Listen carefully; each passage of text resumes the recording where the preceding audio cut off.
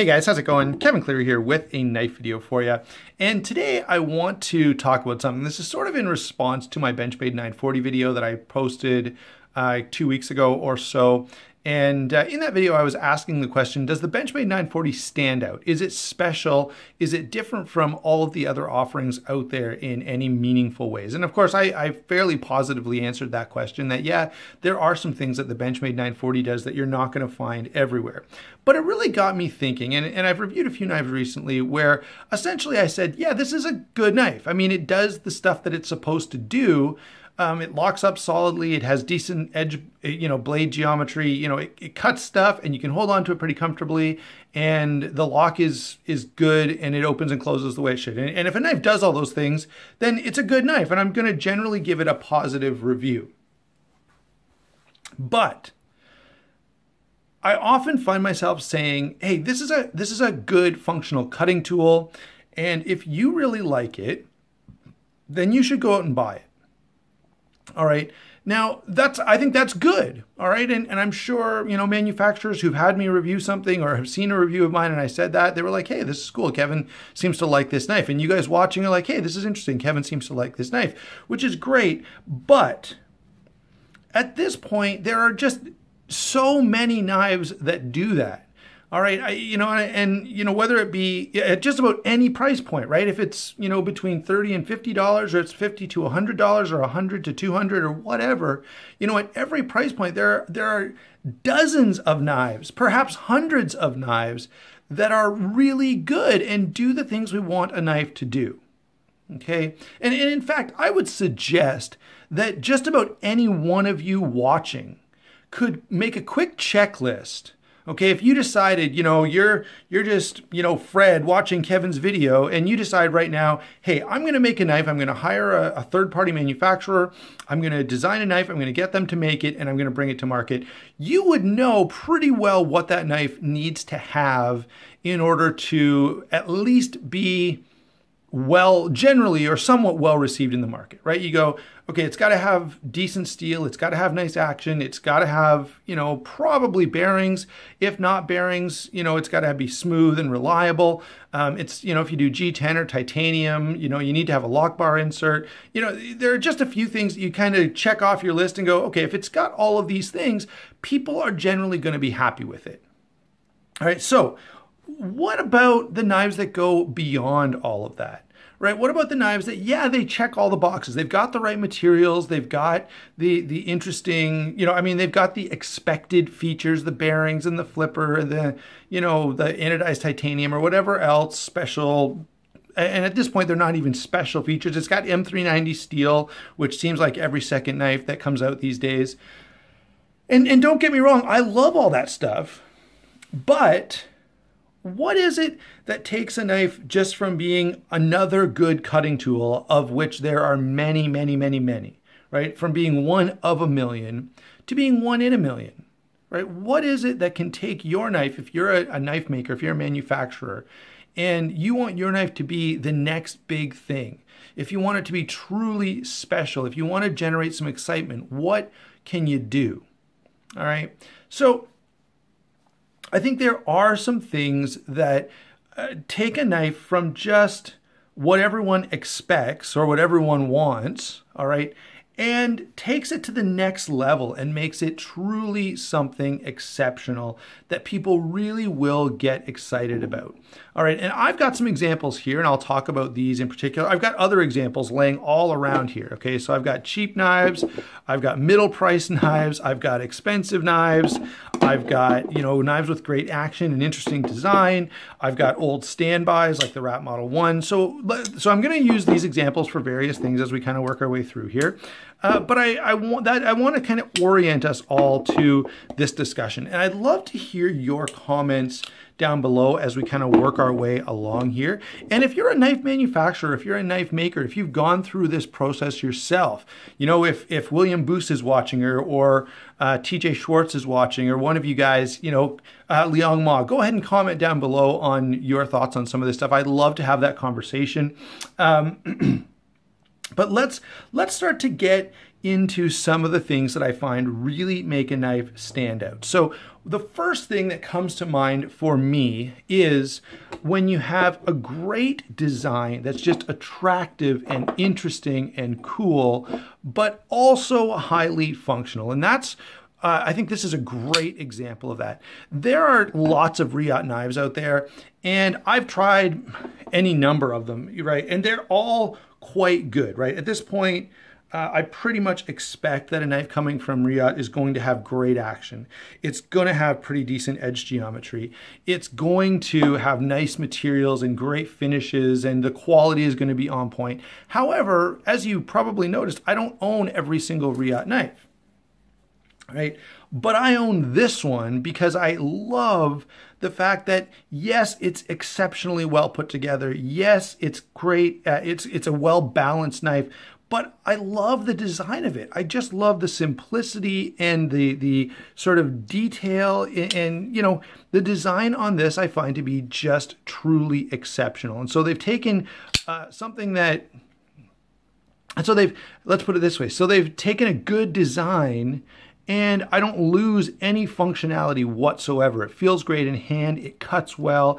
It's got all the materials and features that I want. And so this is a really, really good example. I think another good example is the Ferrum Forge Massdrop Crux, where the design is really cool and really interesting.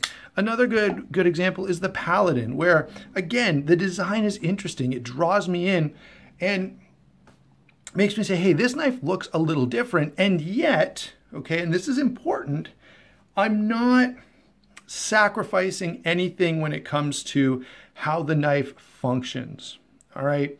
There are some good examples of, you know, really interesting designs that are still highly functional that I think need to stand out. Now, one, it may be that you've got a feature that no one else has. So, you know, maybe you're the first guy to use Nitro V steel in a knife. That's awesome, okay? The CRKT Homefront is an interesting design where you can take the knife down so simply. And that's cool because no one else is doing that, and they're offering something different. And the knife still functions really well. And of course, especially with Nitro V steel, you're offering something that's pretty impressive. Now, let's give some other important examples. I think there are some great, you know, simple, highly functional, beautiful knives out there. The Steel Wheel Resident is a standout to me. The Boost Blade Smoke is amazing. The Olamic Swish is a fantastic marriage of function and form. I think the Paladin here is another good example of this. The Inkosi. All right, now, you know, I know maybe, you know, some guys are thinking in CRKT or Chris Reeve knives, wow, is a little outdated, but I find this knife to be just beautiful in its simplicity. The design is just minimalist and fantastic, and the functionality is off the charts. Okay, so I find this to be a great example of function and form. Okay, and there are many, many others out there that we could list in addition to the ones that I have mentioned. But if you're able to come up with a cool design that draws me in and doesn't ask me to sacrifice a single thing in terms of functionality, yeah, I am going to be impressed. I'm really, you know, as a consumer and as the knife community in general, you know, we're going to embrace your whatever, okay, folder or flipper or whatever it is. All right, or maybe it's an Otto or a Balisong, okay, it doesn't matter. So that's, you know, excellent design that really works well is great, all right? The next point I want to make is another really, really critical one, and that is exceptional quality control and initial delivery. And I'm tying these two together because we live in a climate, okay, of instant gratification, all right? And so people want to buy something and it comes really quickly, and when they get it out of the box, they are just blown away. You know, they're excited and they're anticipating this. And so now, and here's the thing, guys, when that happens, all right, that delivery, that initial moment, and this is why, although to me it's not a big thing, but this is why I think some people really enjoy unboxing videos. I want to, and consumers want to, take that knife out of the box and feel like something really special is happening. All right. And the biggest part of that, okay, yes, delivery matters. All right. Something like the Holt Spectre, the delivery, the box that it comes in, the presentation is off the charts. It's probably the best I've seen. All right. But the truly important thing, even if it only comes in a zipper pouch, is when I get that knife in my hand and I flip it for the first time and I start to look over it. Is there some glaring issue? Okay, because that issue completely wrecks the experience. And guess what? These days, you don't get a second chance because everyone's got Facebook, everyone's got Instagram, everyone's got YouTube, and the second that I open this knife up, if the centering is horrible, and this one does have actually bad centering, but I'm okay with it because it's a fairly cheap knife. But if the centering is awful and the action stinks and the knife won't lock up, it doesn't matter if you have the best customer service in the world. That initial perception is still negative, and someone's going to hop on social media and they're going to say, I got this crappy knife and I'm really disappointed, okay? That's what's going to happen. And really the only, and I'm not suggesting for a second that that's fair to all of you manufacturers and makers out there. It's not fair, okay? Because no one's perfect and no one's going to be able to get everything exactly perfect all the time. But you have to know that when if you made 1,000 perfect folders and one that was messed up, guess what everyone knows about? The one that's messed up. And in fact, I'm assuming most of you as my audience know this, but if you don't, our minds are actually geared to work that way. Okay, we're hardwired to emphasize in our memories negative experiences. All right, so that they can be avoided. It's part of survival. Well, that means that when somebody hears that one bad story, they're not gonna remember the 1,000 good stories. Okay, so that initial quality control has got to be fantastic. Now, the one thing you can do, and I will say Amazon has probably handled this better than anyone. Amazon has so streamlined the return process that you almost get a pass. Okay, so that if something comes from Amazon and you don't like it, you literally, boom, drop it back in the box, hit print on your printer, slap that label on, and it's gone. Right? They've done that on purpose because they understand that about us. We want that initial experience, and when it's wrecked, it really has a bad influence on us. Okay, so quality control needs to be fantastic. Okay, and then you need to find a way. And I know this is costly, and I know it's annoying, and I know customers are picky and not fair at all to manufacturers or retailers. I get all that. Doesn't matter. In a social media age, you've got to find a way to make that initial delivery stand out so that people are like, wow, this thing is awesome.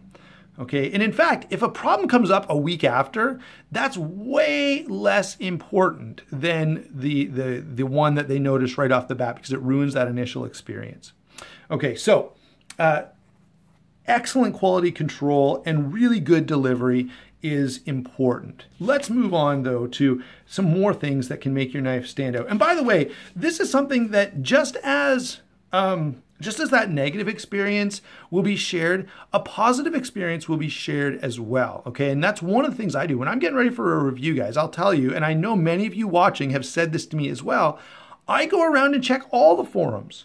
Right? I Google search that particular model and I try to find everybody who's talking about it and I find all the complaints. And if every single person says, man, mine had blade play or the edge geometry is horrible or there's a really bad hotspot on the pocket clip or whatever, right? When everyone's talking about that, I'm going to notice. But on the other hand, I'm also going to notice if everyone is raving and ranting about how fantastic their new knife is right out of box and how impressed they are with the action and all of those things. The centering is perfect and the blade grind is perfect and the finishes are perfect. And, people are going to share that as well. Okay, so deliver something that's excellent and people will appreciate it. and try to the best of your ability, although I know it's not totally realistic, to deliver something that, to really, really limit the number of times that people are going to have a negative experience. All right, the next one is make something that functions really, really, really well, so that when I go and start using this, I am really, really impressed. And these knives here are all really, really good examples of this, as is the Para 2.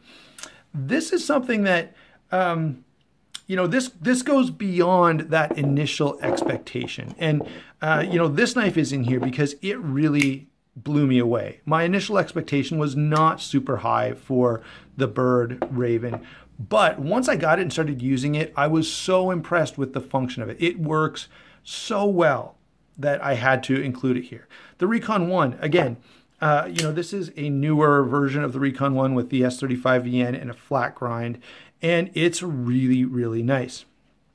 When you go to start doing cutting tasks and you start using this knife, you find a whole new appreciation for it. If you're just a collector, you may never figure this out, okay? But a knife that works and works well, and all of these that I've got on the table here, as well as more, you know, a Rat Model 1. Again, this is not an attractive knife, but it has built a reputation for just being a highly functional tool.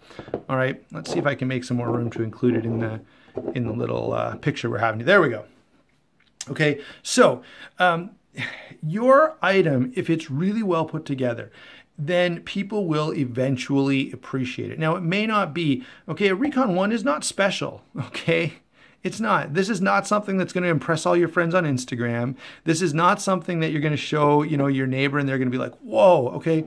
Something like this, yeah, this is a little more impressive and people will probably take a little more note of it. But by the way, this functions extremely well also. It's here for the next thing that I want to cover that applies to these as well. Under this category of highly functional, I'm going to place this idea of balance. And you guys have heard me talk about this a lot. Okay, every knife I talk about, I want something that really strikes this perfect balance. I don't want something fine and lightweight that I feel like is a piece of jewelry. I don't want something so heavy and so bulky I feel like I'm carrying a blunt instrument around. I want that perfect combination of the two where I feel like I could carry this, and I do feel that about this. I feel like I could carry this in a pair of dress pants or in a pair of jeans or in the front of my, you know, coveralls for work, and it would be perfectly suited to any of those. Okay, because it's tough and durable, and yet it's refined, and you know, it slices well, it carves well, whatever I need to do with a knife. And the same is true of this, and the same is true of this, and the same is true of this, and this, and this, and a number of others, okay? But that really nice balance stands out to me. And maybe everyone is not like this. I know there are lots of people out there who don't feel they need anything heavy duty, and some of you guys comment on my videos, but I have found that I'm not alone in appreciating a highly functional tool, that when I go to put it to work, that's when it really, really shines. And I think balance is the biggest part of that. The other characteristic of balance here that we ought to put under a functional tool is value, all right? So when you get something that feels like I'm getting a lot of utility for my money, where the grind is right and the ergonomics is right and the action is right and the lockup is right, you know, people are going to notice that. All right. So the 1 in a million knife, and I don't literally mean 1 in a million, okay? But I mean that one that really stands out from the crowd, is able to do something special and interesting.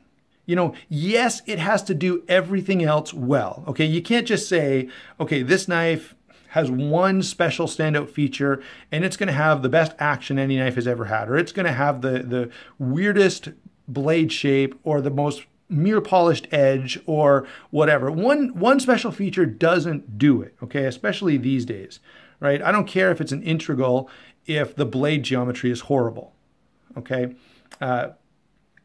But the one that really stands out from the crowd does everything well. All right, the quality is on point. The delivery is impressive. The cost makes me feel like I've gotten something valuable. You need to give people what they want. All those features that we talked about, the lock bar insert and the nice action and the high-end materials and all that good stuff. You need to give people what they want, but you need to be able to go above and beyond that. You need to know not just what they want, but you need to implement it in a way that's interesting and attractive and makes them say, man, I really wanted this, but I just didn't understand it. And so now that I get it in hand, I'm like, man, that's amazing. Okay? You want to give people that experience where they're just really, really impressed. And if you do that and you put all of these things together, right? And if you put all these things together and you're able to add a little bit of a twist, you can win and you can be that 1 in a million instead of 1 of a million.